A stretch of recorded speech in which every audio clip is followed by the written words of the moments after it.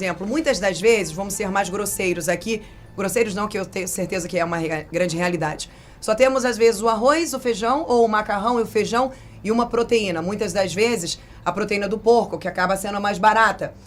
Como manter uma dieta saudável com pouca oferta de alimentos, sem o legume, sem a fruta, muitas das vezes, só tendo a cesta básica de alimento, por exemplo? Isso é uma realidade difícil, até porque eu trabalhei em outras partes do país aqui também, e tinha lugares que não chegava, por exemplo, em Belém, lá em Belém do Pará, tem os ribeirinhos, né, às vezes não chegavam frutas, verduras e legumes lá, e eles realmente iam uma vez por mês para comprar esse bruto que eles chamavam, né, arroz, feijão, macarrão, óleo e uma carne, e infelizmente a maioria das carnes não era uma carne pura, era uma carne processada. Então, aqueles steakzinhos de frango, que é pior ainda do que um nugget, é a salsicha, é aquela carne de hambúrguer, que aquilo ali deve ter tudo menos carne ali. Então, essa é uma realidade que o nutricionista enfrenta. Então, a gente precisa entender que, mesmo sem ter muita grana, mesmo sem ter essa variedade toda, você consegue, com a cesta básica, fazer uma dieta mais equilibrada, desde que você vá nos detalhes. Então, se você tem o arroz e feijão, incrível, porque o arroz e feijão você já tem ali uma boa junção de proteínas vegetais. E essas proteínas vegetais já vão te ajudar nessa hipertrofia, nesse aumento de massa muscular. Agora, não dá para você colocar o arroz, o feijão e o macarrão em grande quantidade.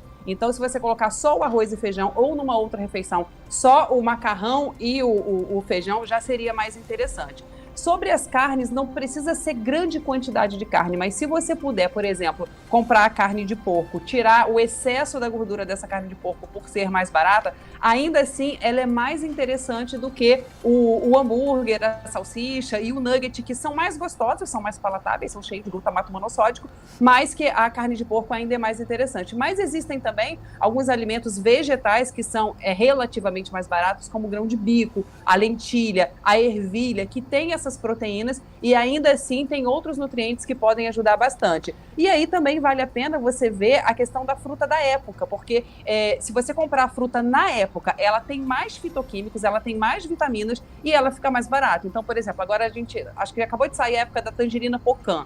Maravilhosa, rica em fibras, em vitamina C, a gente estava na época do caqui. E aí, se você comprar pelo menos uma fruta por dia, você já vai estar ajudando. Porque essa questão que o Renato falou, mas o Renato sofreu um AI-5 ali da Aline, ele tentou falar sobre a bebida alcoólica, a Aline vetou o termo. Agora não, gente, logo cedo. A bebida alcoólica, ela causa essa oxidação do colesterol. E é isso que vai causar a aterosclerose e é isso que vai causar o AVC. Quando você faz um esforço para colocar uma fruta, você está colocando um antioxidante. Então, por mais que a gordura tenha entrado, se ela não foi oxidada, os riscos de mortalidade diminuem muito. Então, as folhas hoje ainda não são tão caras. Você colocar as folhas, principalmente as folhas verdes escuras, vai te ajudar também a combater essa oxidação. Tassiane, uma questão colocada aqui pela Sônia, ela diz que é mãe, tem filha adolescente, pré-adolescente. Ela coloca o seguinte: as meninas pedem muitas vezes o alimento pela marca. Eu quero suco X, refrigerante Y. E ela falou, não, eu vou fazer aqui no processador um alaranjado, uma limonada, alguma coisa nesse sentido. E elas insistem no consumo do produto industrializado. Como quebrar, já que você falou, esse paradigma, esse modelo que está sendo colocado? Consuma o que a mídia empurra para você.